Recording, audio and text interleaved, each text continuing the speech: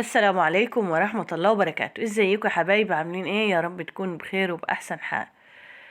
كل سنة وانتم طيبين ويجعلها سنة سعيدة عليكم وعلى المسلمين جميعا، اللهم امين.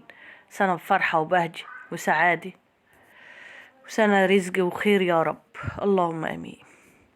تعالوا بينا نسمي الله ونصلي على الرسول عليه افضل الصلاة والسلام، ونشوف الفيديو بتاع النهاردة. انا بقالي اسبوع بدور على جبنة فلاحي مانيش لاقي، وب70 وب80 ومش عارفة وبكام ومانيش لاقي، فحبيت اعملها معاكم النهاردة في البيت. طريقة سهلة وبسيطة جدا. ده كيلو ونص لبن يا حبايبي، جاموسي او بقري اللي هتلاقيه. يا دوب هو كان في التلاجة، بس انا دفيته على النار حاجة كده ايه، دافية، ما مش سخنة ولا حاجة. بعد ما دفيته حطيته في طاجن كده، في بيرام فخار كده او حلة فخاء، او اي معون عندك، لو في الحلة الالومنيا عادي. حطيته في الفرن بتاع البوتاجاز وقفلت عليه. طبعا الفرن مطفي مش شغال، يومين اتنين بس، مش هنكتره. إيه ما شاء الله ولا حول ولا قوة الا بالله. طبعا طلعناه كده، لمينا اللي لقيناه خاتم وحلو ما شاء الله بس اهم حاجة ان يكون اللبن كويس من عندي ناس فلاحين، يعني مضمون. لان اغلبية المحلات ما عرفش بيعملوا فيه ايه، بياخدوا الوش من عليه. زي ما انت شايفين يا حبيبي، لمينا الوش بتاعه كده ما شاء الله، الله يبارك اصحابه ويزيدكم من نعيمه اللهم امين. هتلم الوش بتاعه في جنب، القشطة بتاعته ما شاء الله طلعوا قشطة حلوة خالص. يعني هنعمل جبنة ومعانا قشطة، هنعمل بها فطير من كيلو ونص لبن. لا اله الا الله سيدنا ونبينا محمد رسول الله. هنعمل الجبنة من غير حصيرة، ما كانش حصيرة مش هنعمل جبنة، هنعملها ان شاء الله. تنسيش تعملوا لايك واشتراك للقناة يا احلى واغلى اخوات. قالوا كده. طبعا لمين القشطة اللي انت شايفينها من على الوش دي يا حبايبي. معانا الفرن بتاعنا نار هادية مسخنينه، بس الفرن العادي الغاز التاني عادي بتاع البوتاجاز عادي، انا مشغله موطيه النار بس اهو. يا دوب هسخن المعون اللي فيه اللبن بس كده، يا دوب يسخن عشان اللبن ما ياخدش مننا خالص. طبعا بعد ما طلعناه على طول، ما غابش مننا 5 دقايق، ما تكملش. معانا مصفى مخرمة حلوة كده، او اي حاجة عندك في المطبخ. معانا قماشة نضيفة وهنحط فيها اللبن. طبعا اللبن عامل الشرش بتاعه الاصفر فوقه يا حبايبي، زي ما انتم شايفين كده كده بقى مظبوط. ناره كويسة.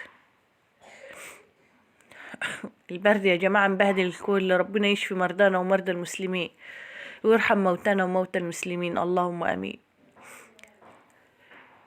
طبعا هناخده كل كيلو لبن حطيت عليه معلقة، انا حطيت معلقة ونص. الملح بقى على حسب الرغبة، انا حاطة معلقة ونص، هو معقولة تعرفي تاكلي منه. حابة تزودي ملح ممكن تحطي معلقتين او 3. لو حابة تعمليها في المشي والله هتعمليها زي ما هي كده، مش لازم حصيرة.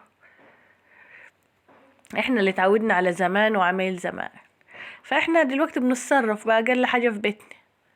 طبعا سيبناها ساعة او ازيد. تصفي كده يا حبايبي الشرش بتاعها. طبعا الشرش بتاعها ده مش هنرميه، هنسيبها تشرش تاني اللي فيها. هتحطي فيها ممكن قرن شطة على كوباية لبن تغليها، وهتحطها تاني، يبقى معاكي جبنة تغيب اسبوع اسبوعين زي ما انت حابة في التلاجة. لو عندك المشي بتاعك هتزوديه عليه زي ما انتوا شايفين يا حبايبي كده. هنيجي هشيلها بس من القماشة بتاعتها.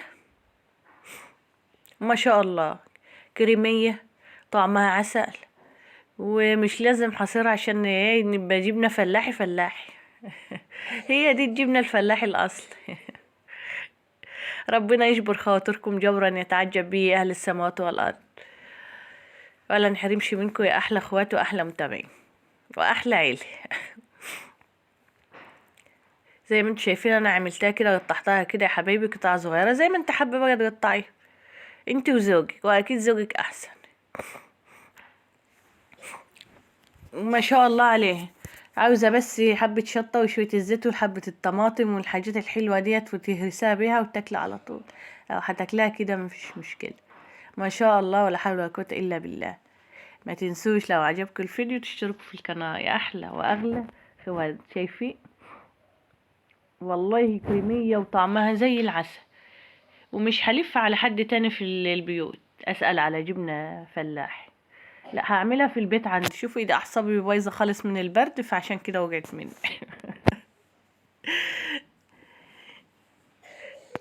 زي ما انتم شايفين يا حبايبي، عملنا قشطه وجبنا فلاحي والشرش مش هنرميه، كل حاجه هنحتاجها في البيت.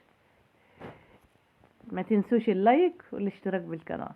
يا احلى واغلى اخوات، السلام عليكم ورحمه الله وبركاته. استودعكم الله الذي لا تضيع ودائعه.